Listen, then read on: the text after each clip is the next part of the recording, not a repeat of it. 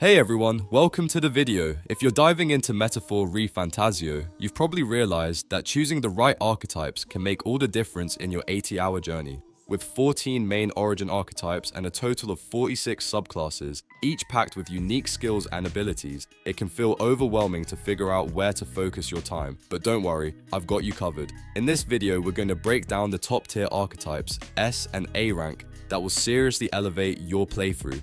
Trust me, prioritizing these will make your adventure smoother, more fun, and way more powerful. Now, you might be wondering, how do you actually level up these archetypes quickly?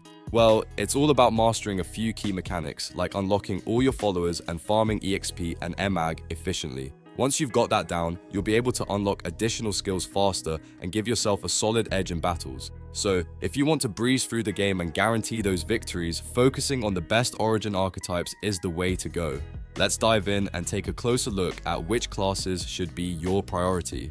I'm quickly moving on to the video and I'm ranking archetypes in Metaphor ReFantazio. Before we start, if you enjoy these types of tier list videos, don't forget to like the video and subscribe. Enjoy watching.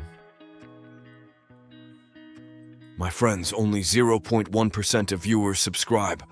If you like this type of content, please do not forget to subscribe to the channel. Thank you in advance for your support. The archetypes in this tier are, in order from top left to bottom right, Thief and Healer. Alright, let's dive straight into it. Today, we're talking about the C-tier awakening in Jujutsu Infinite. Now, I know what you're thinking, C-tier, really? But hold up, don't write them off just yet. These awakening options are definitely worth considering, especially if you know how to work with them. First up, we've got the Thief. On paper, the Thief might seem a little underwhelming compared to other powerhouses, but here's the twist. This awakening is perfect for those who love a bit of sneaky farming. The Steal skill lets you swipe items from enemies, which is a nice bonus when you're grinding. Plus, with access to dark skills, the Thief can pack a punch with some solid single target damage. It's a lot of fun to use if you like a mix of stealth and quick strikes, but let's be real, it doesn't quite have the same staying power as higher tier awakens. Then, there's the Healer. Now, don't go rolling your eyes at the word healer. I get it. It doesn't scream damage dealer, but hear me out. The healer archetype is essential for keeping your team in top shape, especially in those long battles where survival becomes the main goal. With a focus on healing and curing status ailments, the healer provides crucial support in the heat of battle. While it's not going to be carrying your team with massive damage, it's a must-have for teams that need that extra sustainability. What's interesting about both the Thief and Healer is that they don't rely on raw damage alone. They're about utility. The Thief's Steal skill can make your life easier during item farming, and the Healer keeps everyone alive when things get tough. It's all about knowing when to step back and let these awakens shine in their own way. In the end, these C-tier awakens are like the unsung heroes of Jujutsu Infinite. They may not be top tier, but they serve their purpose well. So if you're playing and feel like the damage dealers aren't doing enough, or your team keeps getting wiped out because no one's healing, consider giving them a go. Who knows, maybe they'll become your secret weapon. The archetypes in this tier are, in order from top left to bottom right, Knight, Summoner, and Merchant. Alright, let's dive into the world of Jujutsu Infinite and talk about some of the mid-tier awakens that could totally shake up your game, even if they're not the absolute top picks. These aren't the ones you'll always see at the very top of tier lists, but they've got some cool tricks up their sleeves that could surprise you in battle. So, if you're looking for something that isn't your typical pick, stick around, this one's for you. First up, we've got the Merchant. You might be thinking, wait, isn't the Merchant the one that doesn't even fight? And you're right, the Merchant is not about swinging swords or casting flashy spells. Instead, they're all about supporting the team in the background. They can increase item potency and boost drop rates, which is super handy, especially when you're grinding for those rare items. So, while they might not have the raw combat power of other archetypes, they're a great choice if you want to play more strategically and ensure your team has everything it needs to stay strong. Then, there's the Summoner. This one's pretty fun, especially if you like the idea of playing a monster tamer. With the Summoner, you get to summon monsters to do your bidding. Imagine having an army of creatures fighting for you while you chill in the back, managing things and keeping your team alive. The real kicker here is that you unlock different summons through synthesis skills, which adds a whole new layer of customization. And hey, if you're lucky enough to unlock the Royal archetype in this tree, you're really in for a treat. Now, let's talk about the Knight. The classic tank role. The Knight is all about taking hits so your teammates don't have to. They've got defensive buffs and skills to draw enemy attention away from the squishy characters. But here's the catch. While they can hold the line and be the backbone of your team, they tend to get outclassed in terms of pure combat by some of the other archetypes. Still, if you want someone who can survive the toughest hits and keep your team safe, the Knight's got your back. The Knight tree actually has 4 more archetypes for you to unlock, and that's where things get interesting. With a bit of dedication, you can take your Knight to some crazy places. One of these archetypes, in fact, is a royal archetype, meaning you'll have a main party member who really makes a difference on the battlefield. So, if you love tanking and want to see how deep the rabbit hole goes with this archetype, the Knight tree offers a lot of potential. When it comes to the merchant, you might be wondering, is it worth it to unlock them early? And honestly, yes. The sooner you get them, the more you can benefit from all the extra loot and improved consumables. You won't be charging into battle with crazy attack buffs, but your party will have more resources to fall back on, which can make a huge difference in longer fights or harder dungeons. Lastly, the summoner's versatility really shines in the late game. Sure, you start off with some basic summons, but as you unlock more abilities, you can create a whole army to back you up. It's a perfect archetype if you love a bit of chaos and strategy, letting you summon the right monster at the right time. And don't forget that with the Royal Archetype unlocked, you'll have access to some serious firepower from the monsters you control, so there you have it. The Merchant, Summoner, and Knight may not be the flashiest options in Jujutsu Infinite, but they bring a lot to the table with the right strategy. Whether you're all about supporting your team with extra items or summoning a horde of monsters, these archetypes offer a different kind of fun. Just remember, being mid-tier doesn't mean they're bad, so it just means they're a bit more niche, but totally worth considering if you want a fresh playstyle. The archetypes in this tier are, in order from top left to bottom right, Mage, Gunner, Brawler, Faker, and Commander. Alright, let's talk about something that's absolutely crucial in Jujutsu Infinite. The Awakening system.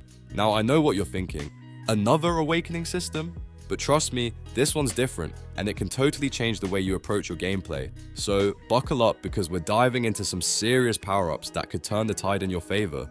First up, we've got the Gunner archetype. Think of the Gunner as the long-range expert of the team, the sniper who's always chilling in the back row, raining down pierce damage from a distance. But what makes this guy stand out isn't just the damage, it's his ability to apply debuffs. Imagine hitting enemies with status effects while dishing out solid damage. It's like having a supportive role while still dealing reliable damage. And as you progress, you'll unlock more options to expand your gunner's potential, making him an even more lethal threat. Next, let's talk about the Commander. If you're someone who loves being the backbone of the team, offering buffs and strategic support, this one's for you. The Commander deals fire damage, which is pretty neat, but what really sets them apart is their ability to optimize row placement. They're the kind of character you want around if you're looking to make your entire squad stronger while simultaneously taking down enemies with solid fire-based attacks. Plus, the Commander archetype has 2 more variations you can unlock, so there's always something new to explore here. Now, if you're into casting spells and wreaking havoc with elemental magic, then Mage is definitely up your alley. The Mage is all about versatility with fire, ice, and electric magic. Each spell can exploit various enemy weaknesses, making the Mage a highly adaptable character in battle. Whether you're freezing enemies in their tracks, burning them to a crisp, or shocking them senseless, the Mage does it all. And just when you thought it couldn't get better, there are 3 more archetypes to unlock in the Mage tree. So yeah, the Mage definitely has a lot to offer. Moving on, let's talk about the Faker. This one's a bit different because the Faker isn't about brute force or flashy attacks. No, this archetype is all about playing mind games. With a wide array of debuffing skills, the Faker can totally disrupt the enemy's plans. Want to turn the tables in your favor by weakening your opponents? The Faker's got your back. And just when you think you've mastered it, there's 1 more archetype in this tree to unlock, so there's plenty of room for growth. Then we have the Brawler, who's the definition of an aggressive powerhouse. If you love being in the thick of battle, the Brawler is your go-to choice.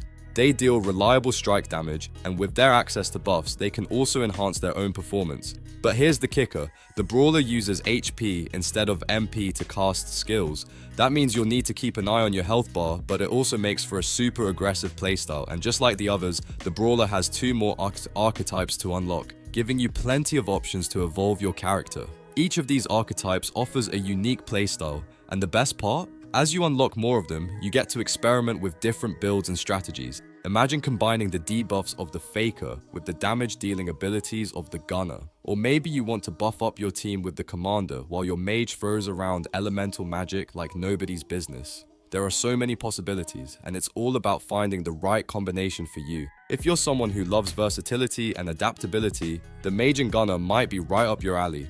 These two are all about responding to whatever the game throws at you. One's all about elemental magic and exploiting weaknesses, while the other's a master of ranged pierce damage and debuffs. But if you're more into playing the role of a support and strategist, then the Commander will give you that extra layer of control over the battlefield. But let's not forget about the Brawler and Faker, either. If you prefer taking a more direct approach and jumping into the heat of battle, the Brawler's your guy. With HP-powered skills and buffs that can enhance their fighting abilities, they're perfect for players who like to get up close and personal. On the flip side, the Faker is the perfect pick for anyone who loves causing chaos and disrupting the flow of the enemy team. With their debuffing abilities, they're the sneaky characters who can turn a losing battle into a victory. The beauty of Jujutsu Infinite's awakening system is that there's no one best choice. Each archetype brings something different to the table, and it all depends on your preferred playstyle. Whether you're a strategic mastermind, a damage-dealing expert, or a support player who's always thinking 2 steps ahead, you'll find an archetype that suits your needs. And the more you play, the more you'll discover new ways to unlock these archetypes and really personalize your team. So, what are you waiting for? Dive into the world of Awakening, unlock those archetypes, and start experimenting with all the different abilities and playstyles at your disposal.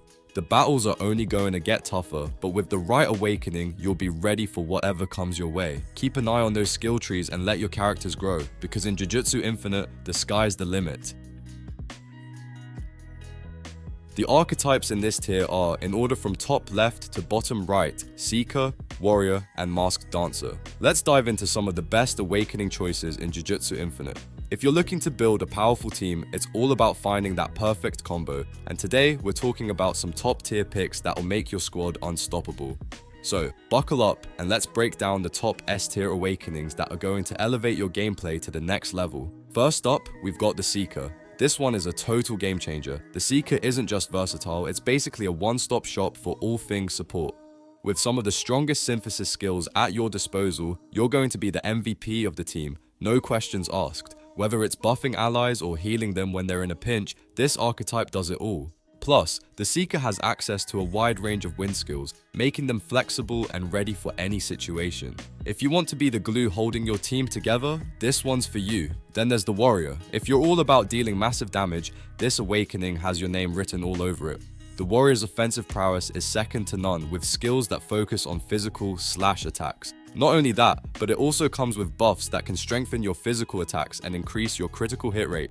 In other words, you'll be hitting harder and more often, making sure no enemy stands a chance. Whether you're taking down hordes of enemies or going toe-to-toe with powerful bosses, the Warrior's offensive power will make you feel like an unstoppable force. Now, let's talk about the Masked Dancer, which brings an entirely different flavor to the table. This archetype is all about flexibility. It's got this cool mask feature that allows you to change skills and resistances based on your preferences. That means whether you need to heal, deal damage, or even tank a few hits, the Masked Dancer can do it all. This makes it one of the most versatile options available, giving you the freedom to adapt to whatever the battle throws your way. It's like being a chameleon, always ready to switch things up and surprise your enemies. But wait, there's more. The Masked Dancer isn't just flexible in gameplay, it's also flexible in terms of how you can build it. Even before you unlock the full potential of this archetype, you can use it to borrow skills from other archetypes. It's like having a bunch of tools in your toolbox, and you can choose just the right one for each encounter. If you're a fan of having options and being able to adapt, this one's definitely worth considering. And don't forget, the Warrior and Seeker don't just stop at their base forms. These archetypes lead to even more powerful subclasses down the line. The Warrior, for instance, has access to a Royal archetype thanks to Stroll's involvement. So, if you're playing long term, there's a lot of potential for growth and further boosting your damage output or support capabilities. Think of it as leveling up your playstyle and taking it to new heights. One thing that sets all of these S-tier Awakening choices apart is their ability to cater to different playstyles. Whether you're someone who loves to tank, heal, or deal insane damage, there's an option for you here. And the best part? These archetypes don't just work in isolation. Their synergy with each other can turn any battle into a breeze. With the right combinations, you can create a team that can take on anything that comes your way. So, there you have it. The Seeker, Warrior, and Masked Dancer are among the best of the best in Jujutsu Infinite, and each one brings something unique to your team. Whether you want to support your allies, smash through enemies, or switch up your tactics on the fly, these awakening choices will make sure you're always ready for action. The video ends here. See you in another video. Don't forget to subscribe.